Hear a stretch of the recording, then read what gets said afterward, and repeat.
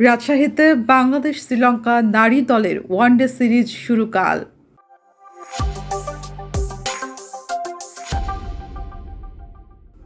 বাংলাদেশ নারী ক্রিকেট দল ও শ্রীলঙ্কা নারী ক্রিকেট দলের মধ্যকার ৩ ম্যাচের ওয়ানডে সিরিজের প্রথম ম্যাচ আগামীকাল রাজশাহী বিভাগীয় স্টেডিয়ামে অনুষ্ঠিত হবে।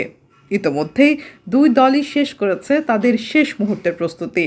রোববার দুপুরে একই ভেন্যুতে এক জমকালো অনুষ্ঠানের মাধ্যমে সিরিজের ট্রফি উন্মোচন করা হয়। এই সময় দুই দলের অধিনায়ক, খেলোয়াড়, কোচিং স্টাফ ও সংশ্লিষ্ট কর্মকর্তারা উপস্থিত ছিলেন। ট্রফি উন্মোচন শেষে উভয় দলের অধিনায়কই সিরিজ নিয়ে আশাবাদ ব্যক্ত করেন এবং দর্শকদের জন্য প্রতিদ্বন্দ্বিতাপূর্ণ ক্রিকেট উপহার দেওয়ার প্রত্যয় জানান। স্বাগতিক বাংলাদেশ নারী দল নিজেদের কন্ডিশনে খেলতে নামছে আত্মবিশ্বাস নিয়ে।